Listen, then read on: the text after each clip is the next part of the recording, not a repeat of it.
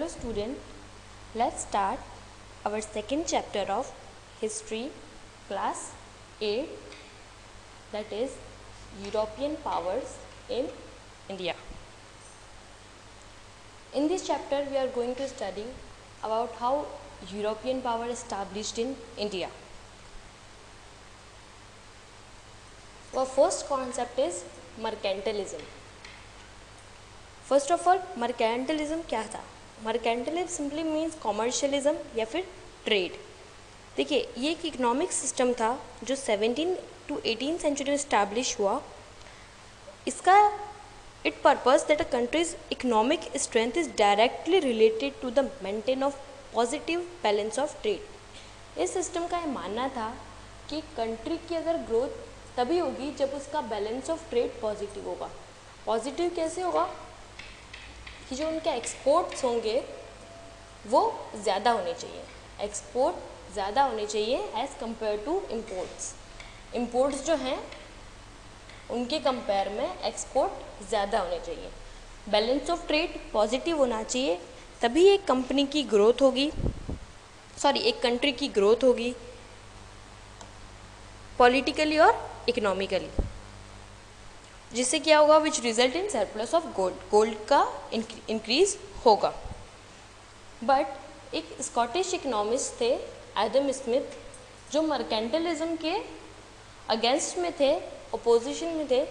इन्होंने एक system coin किया, मर्केंटाइल सिस्टम.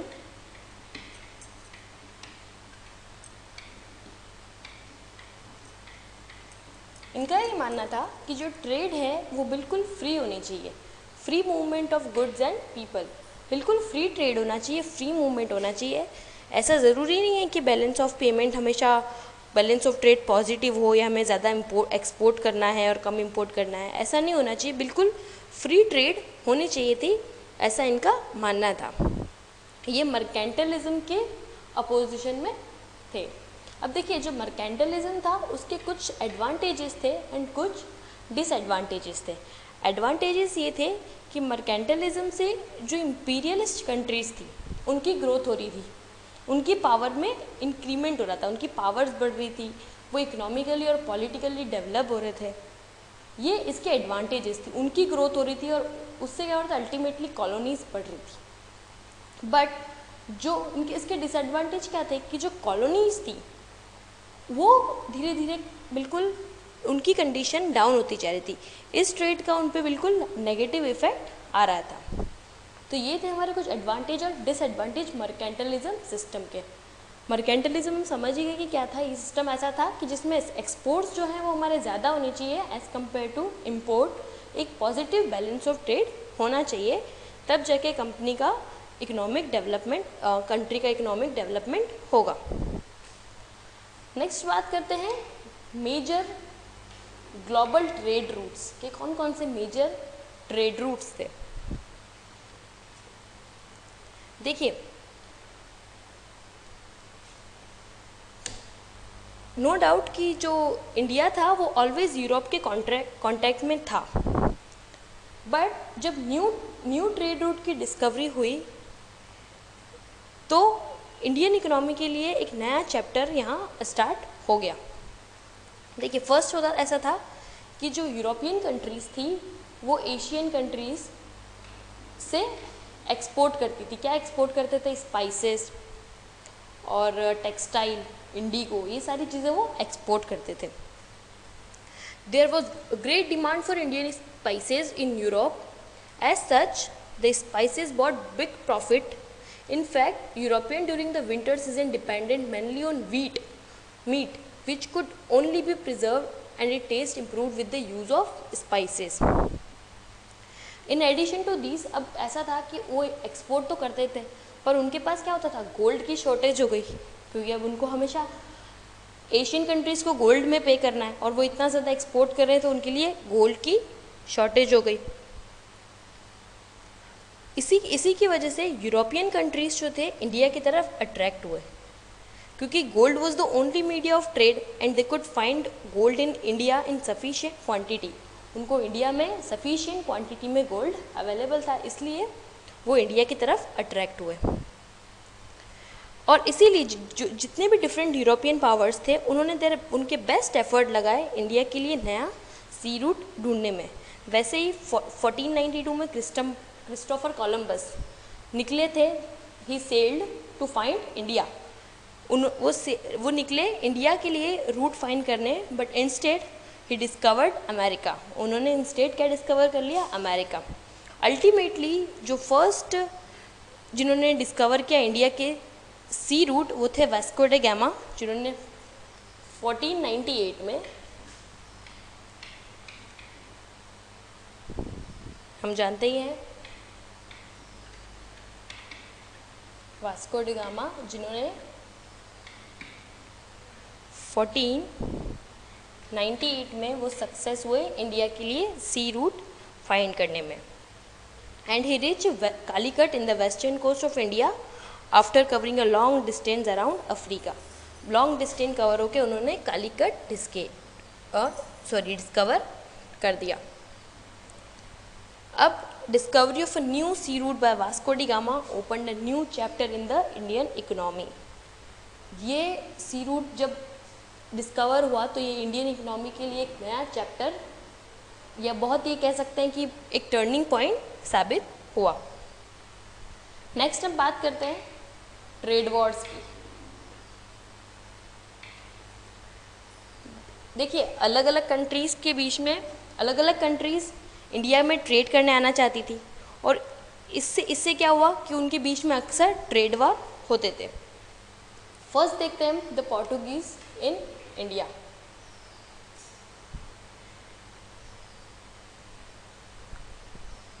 देखिए Vasco da Gama under the patronage of king Emmanuel set out for India.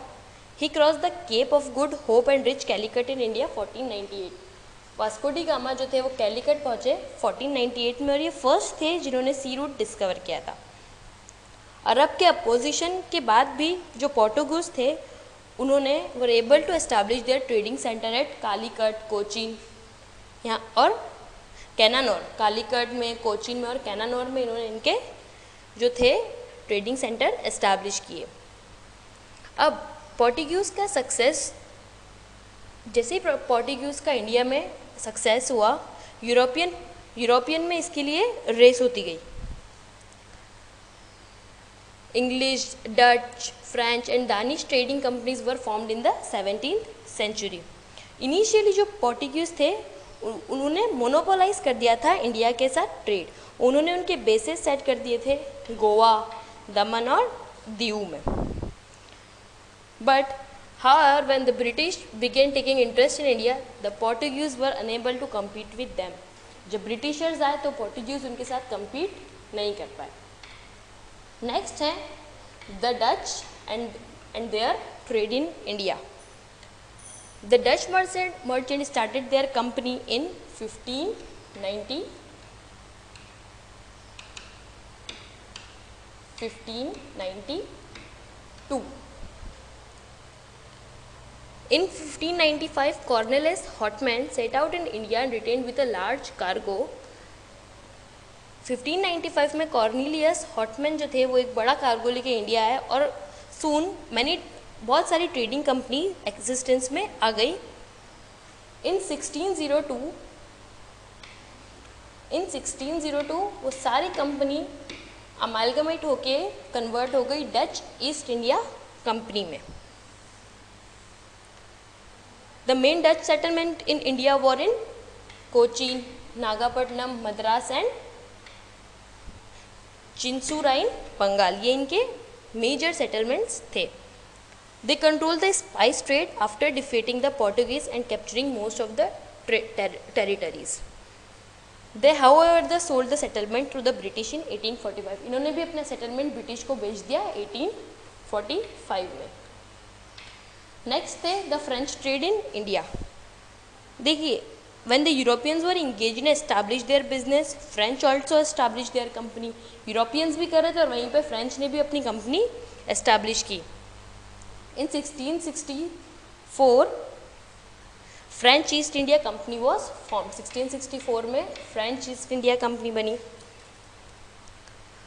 जो first French factory थी वो सूरत में इस्टेब्लिश हुई बाय फ्रांसिस कैरन, जो कि डायरेक्टर जनरल थे इस कंपनी के। दूसरी फैक्ट्री मसूलीपट्टनम में इस्टेब्लिश हुई।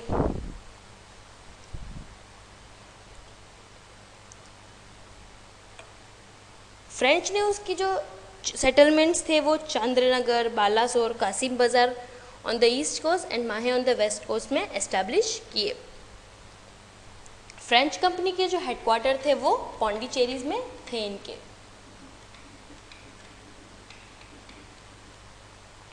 इनके हेडक्वार्टर जो थे वो पौंडीचेरी में थे।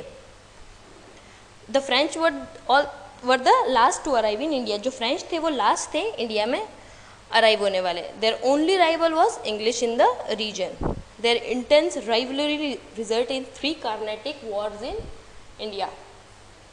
नेक्स्ट हम बात करते हैं the British trade in India. अब 1600 में ब्रिटिश ईस्ट इंडिया कंपनी बनी, the East India Company in 1600। अब इनके जो रिप्रेजेंटेटिव थे वो सर थॉमस रॉय थे, जिन्होंने जहांगीर से परमिशन लेके he sought the permission of Jahangir to establish, इनके बिजनेस सेंटर एस्टैब्लिश किए इन्होंने अहमदाबाद, बरोच और आगरा में। In 1639 the English laid the foundation of Madras.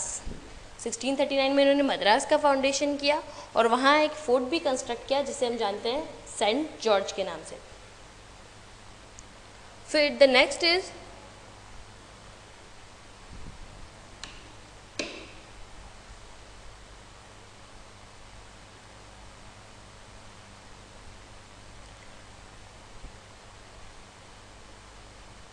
Aurangzeb ने भी अलाउ किया उनको बंगाल में फ्री ट्रेड करने का और फाउंडेशन ऑफ कैलकाटा रखा गया 1690 में।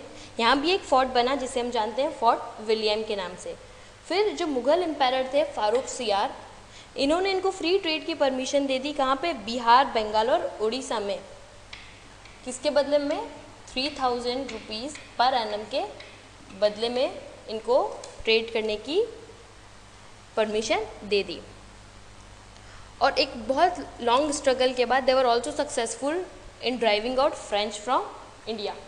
इन्होंने फिर धीरे धीरे फ्रेंच को भी इंडिया से हटा दिया। इस तरह से British East India company establish हुई। देखिए, अलग अलग यूरोपियन कंट्रीज़ के बीच में ट्रेड को लेके बहुत सारे वॉर्स होते थे। क्यों होते थे? क्योंकि सब चाहते थे कि वो इंडिया में आके ट्रेड करें और उनकी मोनोपोली हो। Okay, that's all for now.